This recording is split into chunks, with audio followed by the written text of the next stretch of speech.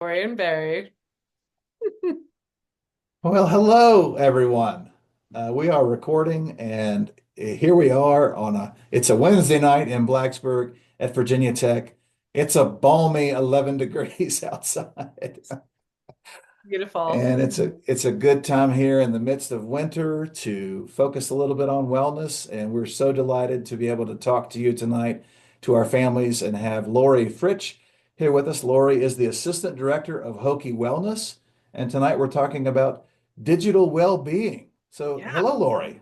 Hi. Hi, everyone.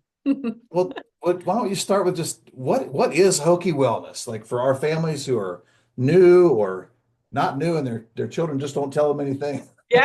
So Hokie Wellness really is uh it's a large department now where it's growing of several sub-departments underneath it. And we are here to help both our employees, faculty, and staff, as well as our students with a myriad of well-being topics. So currently we have our sectors include employee well-being. We have alcohol and other drugs for our students. We have mental health. We have financial well-being, general health ed, which encompasses sleep and nicotine addiction. And my current topics are digital well-being and body image. So Okay. we really like to offer services that connect our students to resources as well as education, outreach, awareness raising, and workshops for folks who are interested in those topics. Excellent. Well, let's jump right in because tonight's topic is digital well-being. And I got to tell you, this thing right here, oh, you can see the reflection. Okay. Here it is, the smartphone. It's the way that I communicate with my own students. And they won't answer the phone, but they'll text or put a little heart or a thumbs up. They won't actually talk to me. But this thing, I need it. But boy, oh boy, also this thing causes me a lot of trouble. It keeps me awake at night if I let it. It can distract me. Um, I even get the phantom ring, the phantom like buzz in my pocket, and it's not, what is that? Well, that's weird. But anyway, digital well-being. We know that these devices and that um, just digital interface has a different effect depending on when we are. I think you and I probably grew up without, and then suddenly we have, and we have students who have lived with it all their life. So why don't you tell us a little bit about what we offer here at Virginia Tech in terms of learning about digital well-being for our students? And Absolutely. I hope to learn something too. Yeah, thank you so much for hosting this session. Really excited to share our strategies and what we're doing on campus, so our parents can also be partners and can also benefit from this information. Hopefully, have conversations with their students about digital well-being, because I really like to think of this as something that we are all working on. And I also have children. I have a 14 and 16-year-old daughters, and I can have a conversation about device use with them, with my colleagues, with our students. I have lots of conversations with our college students, with my parents. That no one has this all figured out yet, right? And the thing is, it really is about a balance. And a little bit about me, my background. I've been at Virginia Tech doing applied public health since 2000. And I am a certified health education specialist. I'm a certified tobacco treatment specialist. And over the course of my tenure here, I really started to observe in around 2016, 2017, because I would go into classes and teach. I work with peer educators, I do outreach, etc. I started to notice how our students' focus was shifting, how they showed up in small groups, how they showed up in class, how their focus was changing from what was in front of them as a human to what was in front of them as a screen. And I sort of just had this working hypothesis that our phones and technology was impacting a lot of different topic areas that I was teaching about at the time. So up until and through 2023, I was teaching about sexual health, sleep, nicotine addiction, helping friends in distress, nutrition, body image, and eating disorder prevention. So you can sort of hear potentials for how these topics could be impacted by our devices. And so what I started to do was do these really funny searches of like phone use and their impact on relationships, phone use and their impact on sleep. And so we started to integrate phone use and its impacts into the programs that we were already teaching about. And I started to flip that script and think, I believe that we could actually teach a whole program just about device use. So I spent 2016, 2017-ish sort of testing out different programs and different activities to engage students. And I assessed after each program, like, what did you like? What really worked for you? What fell flat? And it was interesting because at the time, I really started from a behavior change approach because that's what my work is. It's all about helping students identify behaviors that are decreasing their well-being and helping them figure out really easy ways that they could feel successful at making changes and connecting them to those changes. So um, it was a very behavior change approach. And in 2016, 2017, a lot of the feedback was, I actually want you to give me the research that supports this hypothesis. And I like to say that originally this was a soul-based hunch because there was not a lot of research available to me thinking about how the iPhone was released in 2007. And it took a little bit of time for uptake. Facebook was released 2010, the like button was released in 2010. Instagram was released in 2011. So the impacts were slowly emerging if you're looking at data. But if you're looking at human behavior that you're used to, you can see it a little bit more quickly than the data can Mm, produce. mm. Um, so I did start to find some evidence, and what really helped me was I came across Dr. David Greenfield, who had been doing work on technology addiction since the 1990s. And he had a screening tool. It was 12 to 15 questions. Are you addicted? And so we started to give our students this in outreach events and programming, but students didn't like the thought of being addicted, especially at the time. Now you kind of hear everyone use that phrase, and we're going to dig into that. But um, it sort of felt shameful when someone was testing, taking this quick assessment, and then it would say, like, based on your score, you have really high levels of dependence, potentially addiction.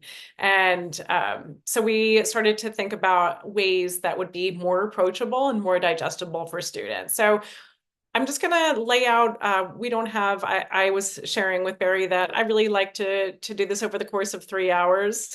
So if you all want to talk to me, I encourage you to reach out. My information is right here on the initial slide. Do reach out. Happy to have conversations.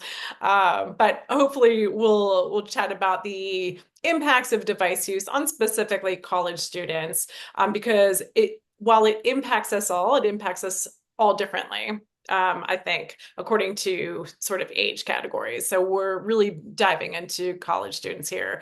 We're going to talk about digital flourishing, which turns out is much more easily received for nearly everyone who I have worked with. And we'll talk about how we designed approaches for integrating digital well-being into our academic, residential, and community spaces on campus.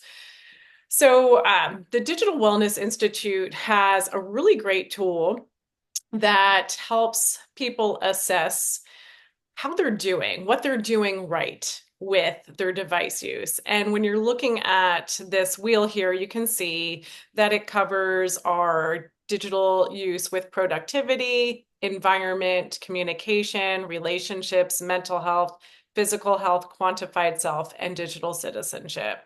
And I really like to think about this when we're looking at digital wellness looks like those definitions in the left-hand corner, finding focus and flow in work, living in harmony with both our physical and our digital environment. So there's always that and there, connecting in meaningful ways with others, enjoying strong relationships online and offline, building healthy physical and digital practices, embracing mindfulness and self-care through intentional technology use. So our technology really can be a powerful tool to connect us to mindfulness and self-care practices, understand how to manage our digital data and privacy, and contributing to a positive digital community in our networks.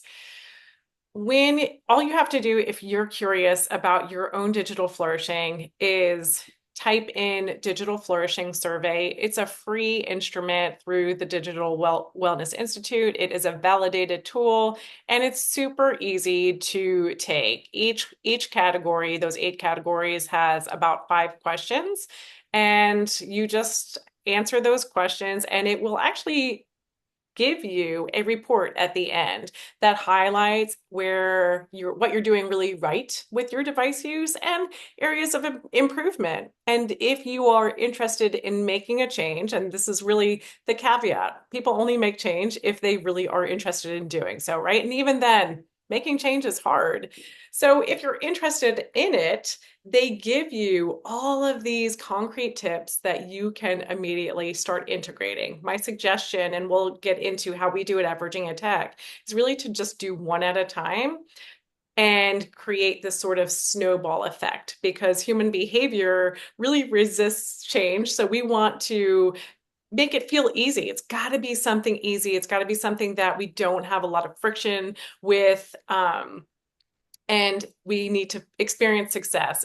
Success begets success. So when we're thinking about digital wellness, I want us to really think about it like, again, almost any behavior where it's a spectrum. So we can be all the way on this detox end. This is where my mom is. Y'all, I am a 2-time Hokie as well. I went to Virginia Tech for my undergraduate and my master's degree. Am absolute Hokie.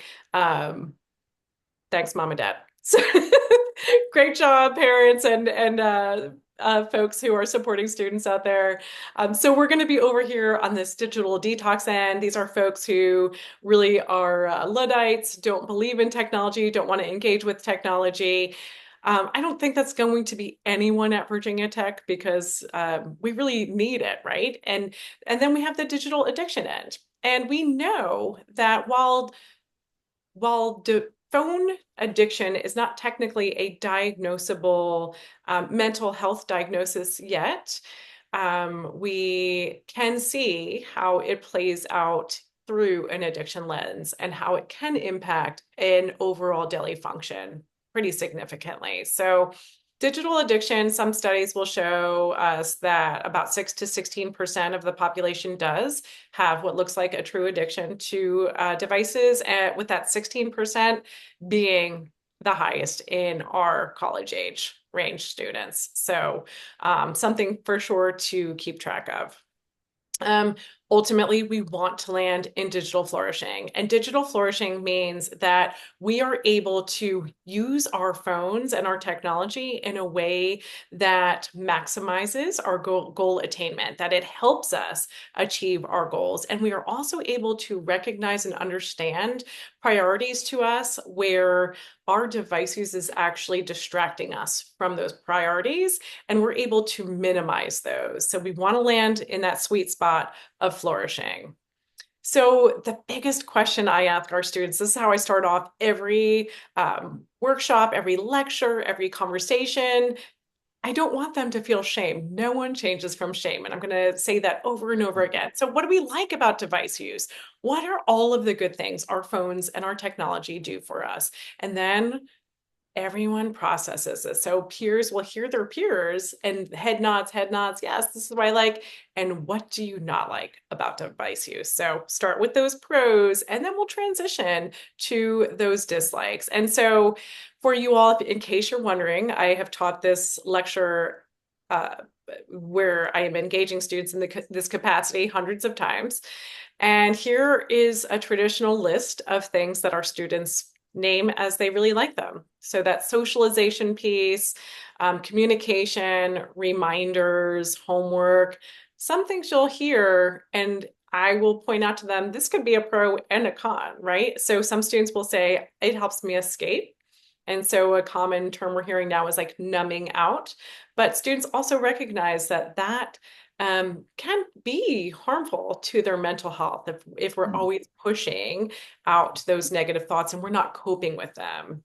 We're just kind of always putting them to the side instead of learning the tools and skills to process them so that we can be in a better place mentally. Um, so you can see that this is just a fun list, and I'm sure that there are more to add. Flashlights not on here. Safety is often a common one.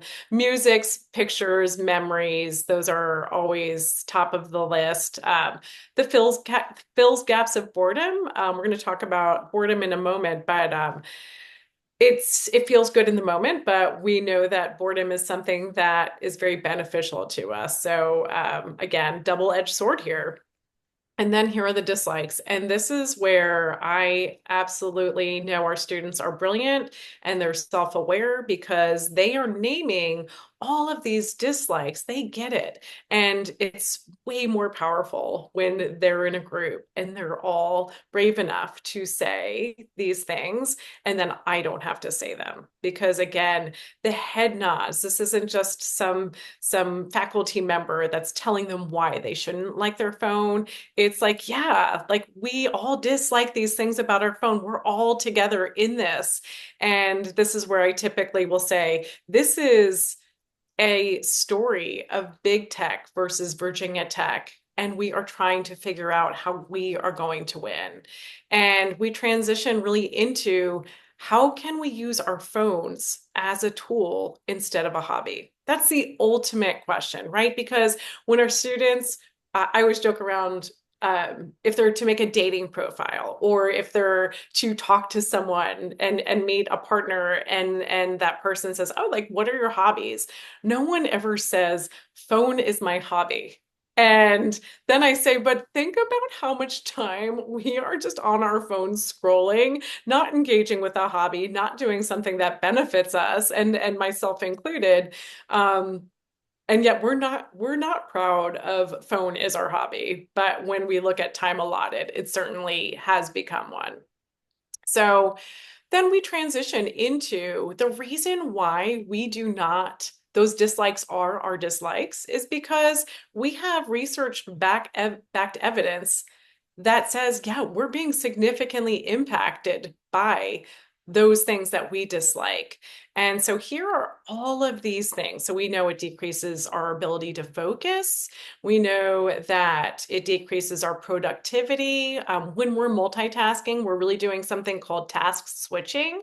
And our brains just do not allow us to do two things at once, unless it's something like a walking and a talking. But we cannot think in two directions at once, unfortunately, for literally all of us who want to be doing that.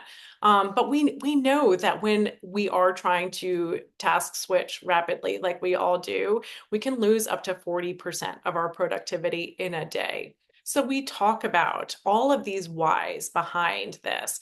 We talk about off-topic device use in class. So I think a student really can grasp onto, of course, if I'm on my computer and I'm shopping or I'm just looking at social media or whatever, I'm not going to take very good notes. I'm going to test less well on that information. And to no blame of them, these apps and our technology was designed to suck us in.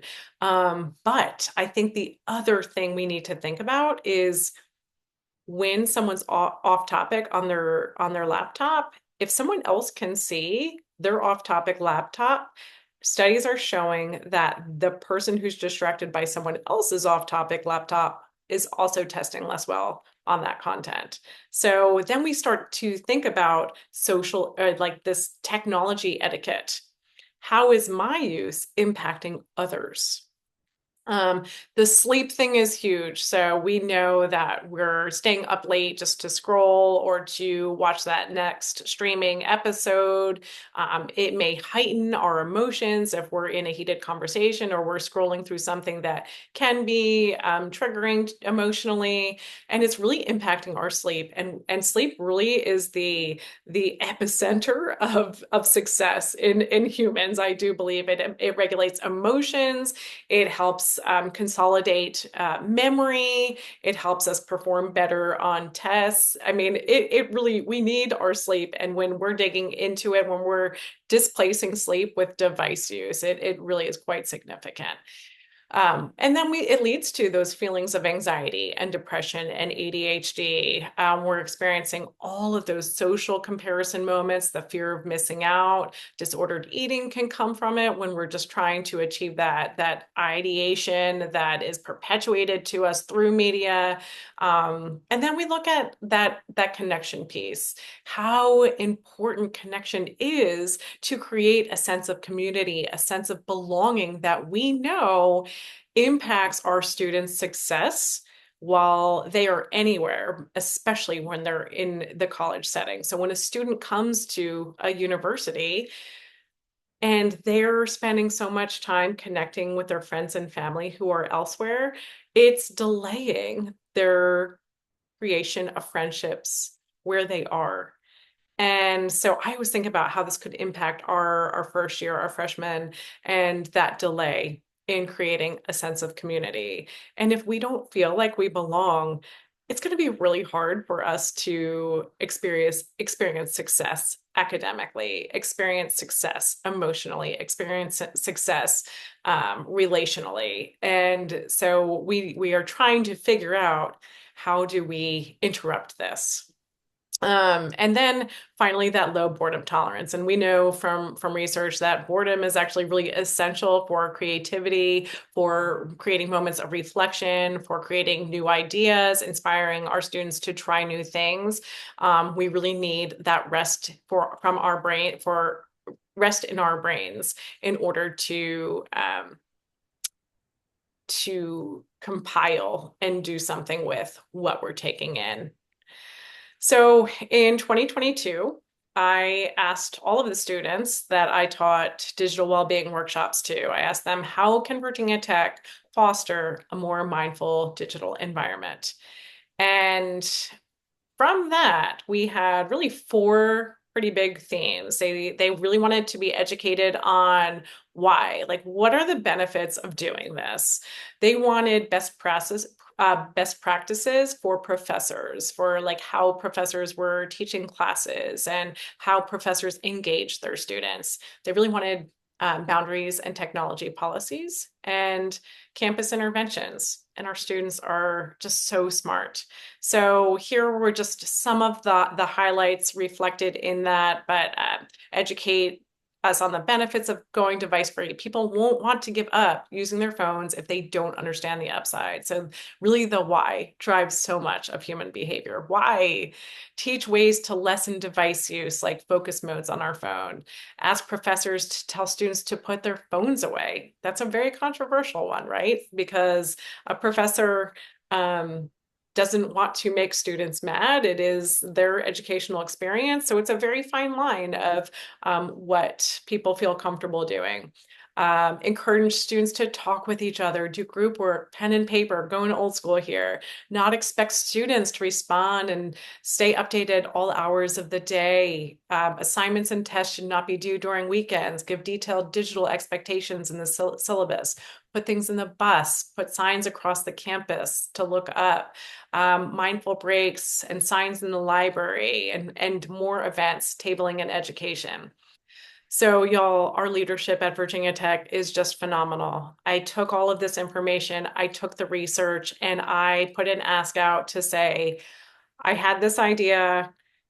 Our students need this support. We need to be doing more. Here's what I've done. Here's the evidence of what I've done and how it's been successful so far, but we need to go bigger. And so our Vice President of Student Affairs, Dr. Frances Keene, supported us hiring my thought partner, Christina Crook, who is the founder of the JOMO campus. It's now campus, but it was JOMO at the time, to help us create a roadmap for digital well-being at Virginia Tech.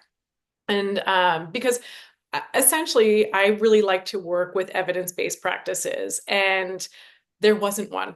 And so it was very hard to be creating all of these educational components on my own, really not knowing, am I doing this right? Like I need someone to reflect with, and because it just the concept was so new, we didn't have that. So over the course of the next year, Christina and I worked diligently to really integrate and take to heart what our students were saying.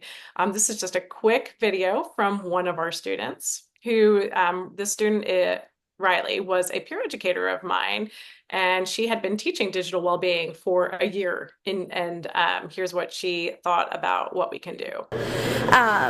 But just providing that information of like how can we make it better, you know, taking breaks from screens or using like focus modes if you're on an iPhone to like reduce distractions, like turning off notifications from like non-human like apps and stuff like that. I think that just like providing more information, because I'm not sure that everybody knows how to be digitally well, and I don't think that it's right of us to just expect like, oh, you're on your phone too much, like stop.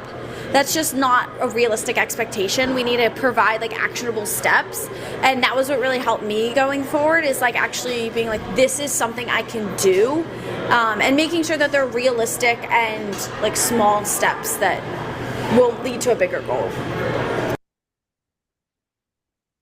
Small steps. That's what behavior change over and over. So here are all of the applied digital well-being practices that we have integrated at Virginia Tech. So essentially what we did was we created a series of slides and videos that our academic partners could use in their classes at any point throughout the semester. So there are a couple of different themes, and this was really important because we wanted our professors to feel that they had permission to share information about digital well-being, but have it come from Hokie Wellness so that it wasn't impacting their ratings, their reviews, and that they could really focus on teaching their students the content that they are experts in without worrying about how this was going to play out for them. So they can choose to play these videos and to use the slides at any point in the semester.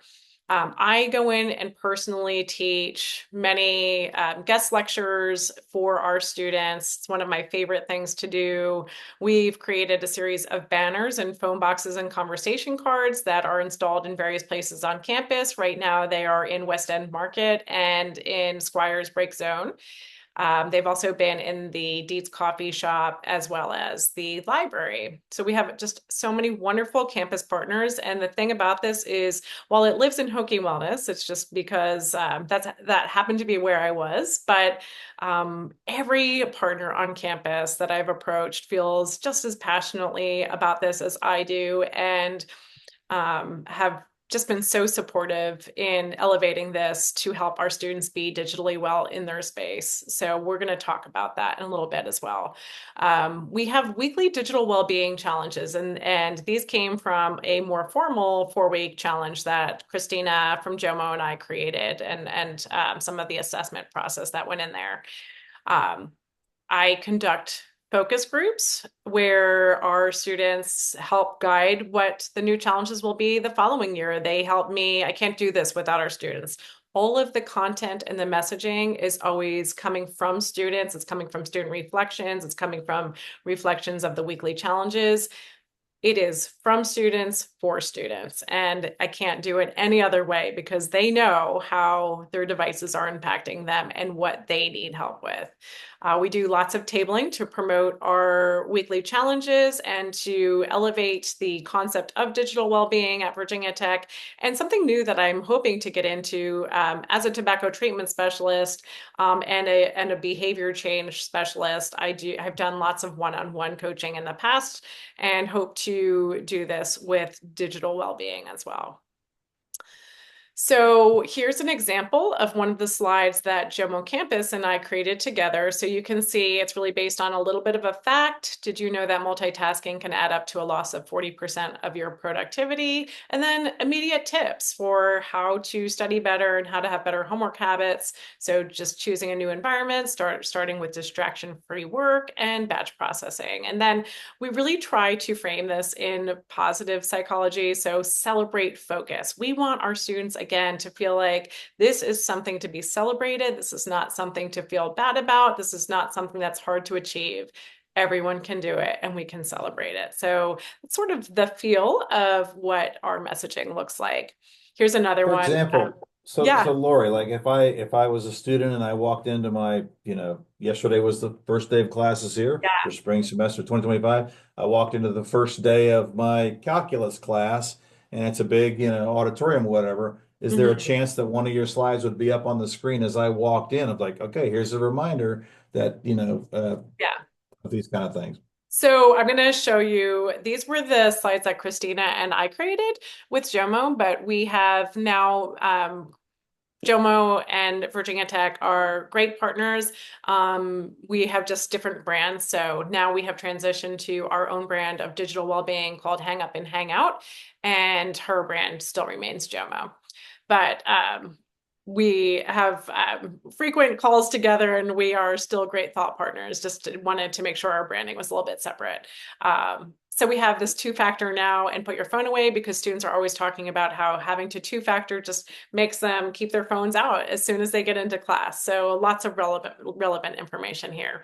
So here's an example of our common space installation. We have phone boxes, which have sort of a transitional look to them. They are called Jomo boxes, but they also have our hang up and hang out stickering on them. And you can see inside the box, we actually include on top of the box, now we changed it, our weekly digital well-being challenge opportunity. Those get rotated out weekly. And then you'll also see that's a conversation card deck. And this is where our campus partners are just rock stars. They help us create questions that elevate some really great initiatives that they are doing. So that's an example of a CRIM, community resiliency model. These are the beloved therapy dogs at Virginia Tech. And CRIM is a skill set that helps our students with mental health. And each card has either a conversational topic or a skill to teach our students about. But on the box, you'll see it prompts our students. So for better conversation, place phones inside. And the other side says for better focus, place phones inside. I actually don't think that anyone's putting the phone inside, but because no one wants to forget them, but they do look inside and we rotate content out every 2 weeks. So we have different conversation cards. We've had play decks of cards. We've had coloring items, just different ways for our students to be device free. And these all, again, were suggestions that came from our students. So you'll see this is one of our digital well-being peer educators who does a lot of the work with me. She is lovely. Here's what our hang up and hang out banners look like. And these again are hanging in those two spaces. And we really liked the phrasing hang up and hang out that came from one of our students who was working with me last year. And it's what she said to her friends. Her friend group said this all of the time because they wanted to be together without their phones. And I loved the way it rolled off the tongue because again, it wasn't like, get off your phone, which is what I like to say to my kids, it's, hey, you mean something to me. Like, let's hang up and hang out. Let's be together. And it's also can translate to so many different ways that we can be more mindful and present without our phones. So as you can see here, hopefully it's not too tiny. It says hang up and hang out with nature, hang up and hang out with the Hokies, hang up and hang out with your student organization, with your class, with the drill field, with your books, with your friends, with your food. And I think it's being received really well. We did just run another assessment on this specific educational banner set, and students said they do enjoy the banners, they like the language, that they looked really sharp. And students in one assessment said, I like reminder to be present and how our school is encouraging us to disconnect, to reconnect. I will skip over this, but just some other fun data about the phone boxes and how they're being received well. So in the first year that Christina and I worked together, we created a 4-week challenge that was used for Galopecia, which is our engineering living learning community.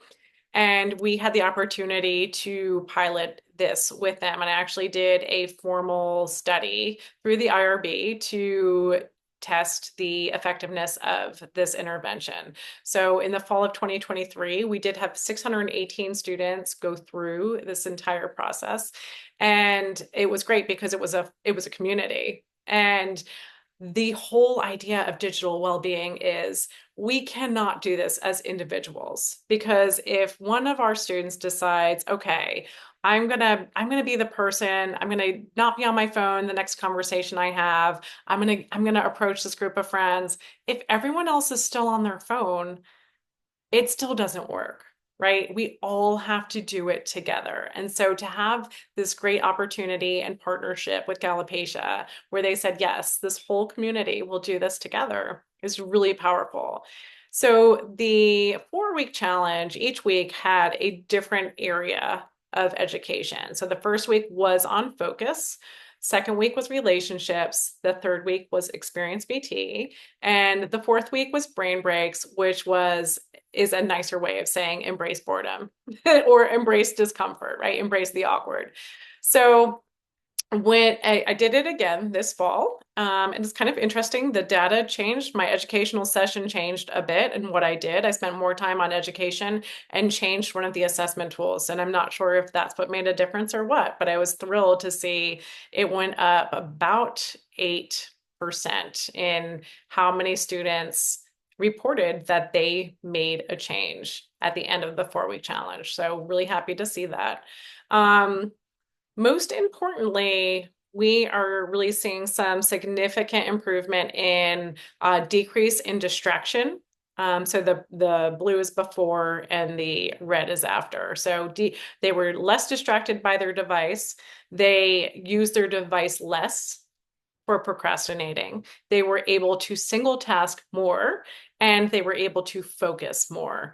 And that's what we want. We want for our students, right? We want them to be less distracted, have more focus, just procrastinate with their phones less, all of those things. And so just a quick overview, what they found was the most impactful changes they made were using focus modes, actually physically separating themselves from their devices, getting rid of some social media apps, deleting them, and just increased awareness and mindfulness practices. Because we're trying to introduce them to skills within the 4-week challenge as well. And then those barriers for making the change were they're so dependent, we all are, on our devices for school and communication. We like to use our devices for procrastination and distraction. It's way more fun than doing our work. That fear of missing out, FOMO, and the dislike for boredom. So the 4-week challenge structure was I taught a class, and then each week they were given a series of challenges that they could choose from underneath that umbrella. They just had to do one of the challenges one time. They had to watch a short video, and then there was some content to supplement if they wanted to read more. Things that help students be successful at making a change. So again, I'm sharing this because it might be helpful for you all, for folks that you love, for your student that you could share with your students, but just more time management and planning, accountability and self-discipline. So this is again that sort of everyone in their group was doing this together. So they all had to have a little bit more of an accountability piece. And I think that there was power in that. That increased awareness and mindfulness and the social support, because they were all like, oh, this week is our phone free week. And they were trying to figure out ways to be phone free together. So what we did from that, one of the biggest pieces of feedback that I got was students wanted more variety in the challenges. So while I did the 4-week challenge the same way for our Galopecia students, I actually changed it for our health and well-being students who went through a 4-week process, both this year and last year as well. So this year I allowed them to choose any one of the weekly challenges that we created for our campus-wide intervention. So Barry, you've dropped the link to this website into the chat, correct? That's correct. And it'll Okay. also be as part of the transcript and the notes that are available on the YouTube channel and on the Hokie Family Hub. Perfect. So what we have now is weekly challenges, and we wanted all of our students to have access to these challenges. So we hang posters in every single residence hall weekly. We change them out. These are posted on campus televisions. The challenges are given to various professors in different departments to post whenever they want in their classes. So we're trying to get the challenge idea out to as many students as possible. So here's an example of one of our challenges from last semester. So it was use apps to your advantage, download and use an app that supports mental health, sleep, or focus. And here's an example of what the webpage looks like. It has a little blurb, and then it has resources. It has like, this has a meditation. This has a really great article on the best mental health apps to use in 2024. You can see our timely care is on here. This is our mental health support for all of our Virginia Tech students. And the students also get a downloadable weekly lock screen. And this is just another area where every time a student picks up their phone, if they're trying to make a change and they see this as their lock screen, they're going to be like, oh, this is what I'm trying to do this week. It's just a little bit of a friction, a little bit of a reminder that their priority is on their digital well-being instead of scrolling on their phone. We have made this so easy for our students to do. If they submit a 2 to 4 sentence reflection for that weekly challenge, they get one of our hang up and hang out t-shirts. They come in 4 colors. So they come in, of course, maroon and orange, mint green, cream, and a dark heathered gray. So here's an example of our newest weekly challenge look. We did change it for fresh look for January. And these are all pretty strategically designed according to events that happen throughout the semester. So this one is all about getting that really great fresh start in classes, talk to one new person this week when waiting for a class or meeting to start instead of looking at your phone, because we know that our students are missing out on meeting a potential lab partner, a potential friend, a potential study buddy, what have you.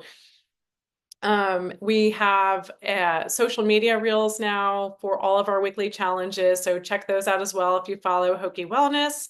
And you'll see these 2 QR codes. So the first one is learn your experience, learn about and share your experience with this week challenge here to get a free t-shirt. So that's on all of our posters. And in our focus group last year, students were mentioning that one way that Virginia Tech could help our students be more digitally mindful is to have more events for them to do.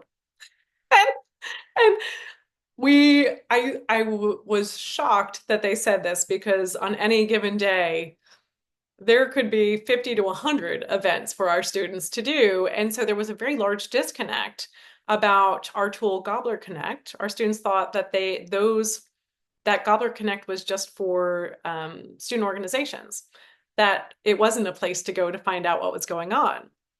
So we have worked with student engagement and campus life to make sure that this QR code is on all of our digital well-being, because we know that the easiest way to get off of technology is to find something better to do and to lean into it. And so we are trying to get the resources to our students. I've also founded the Coalition for Collegiate Digital Wellbeing. And this is something that is offered to when I go speak at conferences, when I work with colleagues. This is an opportunity for folks from all over the nation to come together and to talk about digital well-being, what they're seeing on their campus, what kind of resources they need. So my whole goal is to help folks not reinvent the wheel, to connect them with all of the research that I know is going to help them create programming on their campus, and to just help our students nationally become more digitally well. I am going to share one more thing here, and that is, I told Barry I'm a little bit clunky on the No, no, we're going to frame it sharing. positively. You are I am so digitally well that I don't even know how to use a computer anymore. Okay. So parents, friends, family who are on here, um, you all have an invitation to use these resources on our digital well-being webpage. Read this information, share this information. I tell anyone who's a coalition member, take the information. We have spent hours compiling great research and resources. I want everyone to be able to use them. So you can see all of the weekly challenges that we have offered. We try to make them unique each semester. You can see a little bit of a press release video about JOMO. And then here's our weekly challenge with this brand new challenge for January 20th through 26th. And you can see that this one contains something our students can read. We often have podcasts on it. We've changed the formatting a little bit so that there are some bullets and you know what you're going to get from each of the resources. We help our students understand those benefits of weak tie friendships that they may experience from talking to someone in a class. And then your downloadable lock screen here. And here is their little click in here to share their experience with a challenge and get a free t-shirt. So weekly, what I do is I look at everyone's reflections. I pull the shirt size and color of their choice, and all they have to do is come on over to the Hokie Wellness office in McComas Hall and pick it up. So Barry said I had 20 minutes, and I think I've done a good job in 48. you definitely were able to cut it from 3 hours down. But so as a family member of college students myself, and seeing this presentation and hearing about this fantastic program, the first silly question that I have is, how do I participate and get? I Can I audit the class? Yes.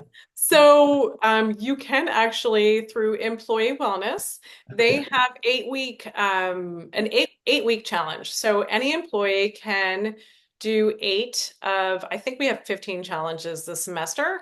And if you submit 8 reflections, you get your choice of something fun. But as a parent, is that what you're saying? As a parent, do you get something? Well, I of course I imagine that there are family members watching this and being like, "Oh Mhm. gosh, this would be something that I would love to do." Maybe they can encourage their student to do the challenges and maybe get Yes, the t-shirt size as a gift to the family. Well, let me dive absolutely. in a little, maybe to a little bit of a different question, because we know that our devices aren't going away, and in fact, as you know, our office, who works directly and pretty closely with first year families and families who are new to Virginia Tech and new students, the acceptance letter, the information. It doesn't come as a mail packet anymore. It comes Right. as an email, and then we're immediately telling our families, your student is getting the information. Encourage your student. So there's this balance of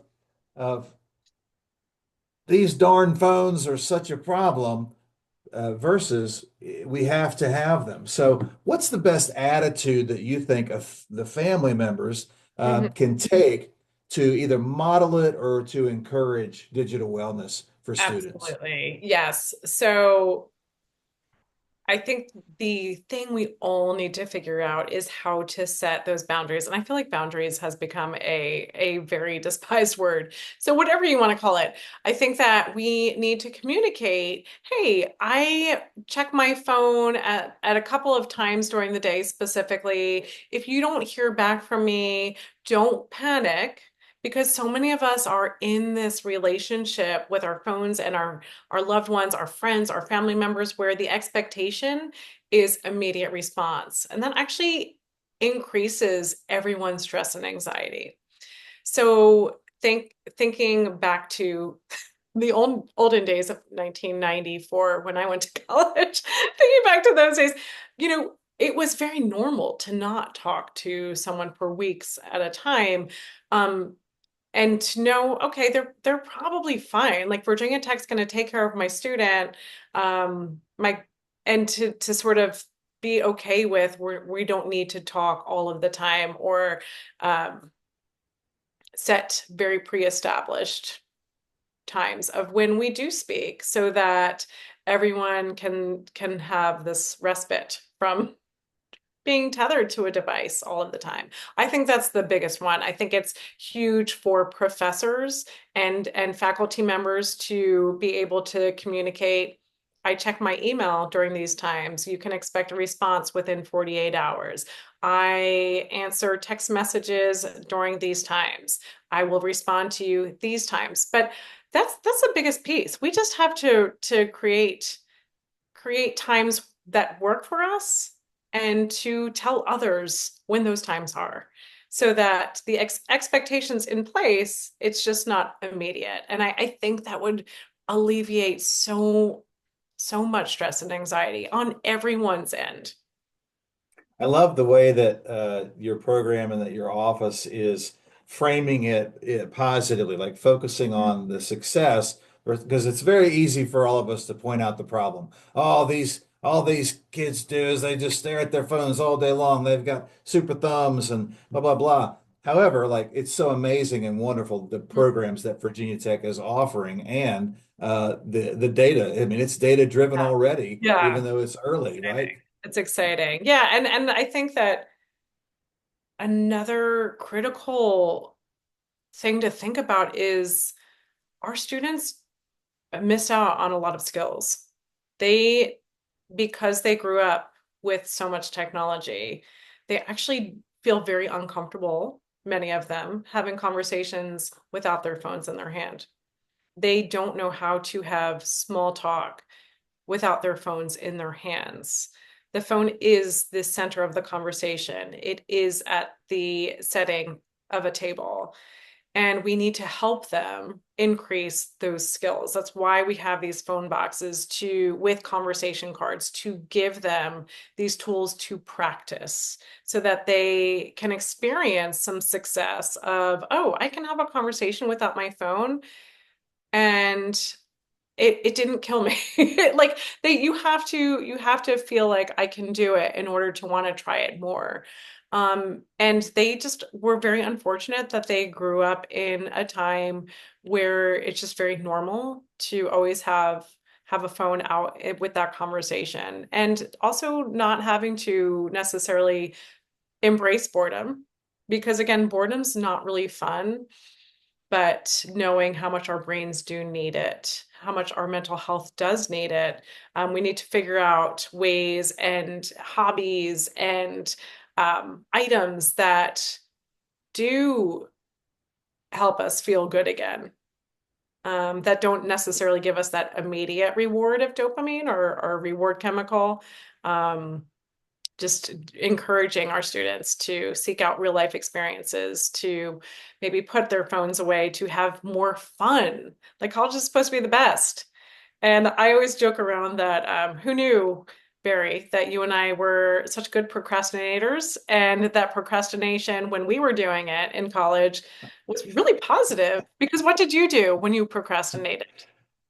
Oh, I stayed up all night writing my paper. No, I didn't. Sorry, No, but like, professor. I what did did. you do? What did you do to procrastinate? Oh yeah, right. You were playing broom hockey in the Hall of Pritchard, with your buddies, and you were going on a hike on the weekend, and Yeah. yeah, yeah, with people face to face. Yeah, Procrastination really can be beneficial if we're doing it in positive ways. So I was like, positively procrastinate. That's actually one of our challenges is that's procrastinate better. Yeah, that's great. Well, and you touched on it too, that our students are amazingly Oh, smart here at so Virginia Tech. smart. I am, I was a student here. I graduated in 1992. And things are a little different now, but I'm just constantly amazed. I walk around with a childhood sense of amazement, A, at the campus, but B, at the students and the programs that we offer here. And I think the tide is turning. Like students do, they recognize Yeah, that maybe 10 years ago it would have been like, no, our phones are important. But now it's like students recognize that it is a tool, that it does have positive things, but it also can have some negative effects. And to hear that the students recognize it and yeah. are willing to embrace digital well-being is pretty cool. They're super awesome. It's going to be slow though. And it's not their fault. I think that's Yeah, the thing. Like when our students are on their phones too much, we have to think it's not their fault. And how and what can we do to take one step closer to being more digitally well? yeah. Just blame it on Gen X. Blame it on us. It's our fault. We did. It was us. We No, did it. but We like, thought it was a good idea. you know what? I think the whole family could do like digital well-being challenges because there's tons of them on there. So as a family, something that would be really cool to do is like, all right, this summer we're gonna do like some digital well-being challenges. Let's like pick them. You could collectively pick some that were of interest to you, or each person could pick a different one each week and they could share their experiences with them and have your own digital well-being challenge. Write to me, we'll talk about it. Come call me on the phone. I answer my office phone. So Oh, that's love fantastic. to Listen, chat more about it. we're gonna put your website, and I guess we'll repost your contact information in the chat and the transcript that's part of this video for those of you who are watching it. Laurie, thank you so much for your time and for your insight, and just thank you for what you're doing for Hokie students and also for Hokie faculty and Yeah. staff. We really, really appreciate you and what a great initiative that you've got going on. Thank you. I feel so lucky that our leadership allowed me to pursue a dream. It's just really my passion, and it's super cool to get to work with our students. And thank you for hosting this, Barry, and inviting me. And I know some people are watching this video on your phone. So right now, as we come to the end, we're going to ask you to hang up and go hang out with your family or your book or your food I love or it. I love nature. it. I love it, Barry. Thank you. Okay, I'm going to hit stop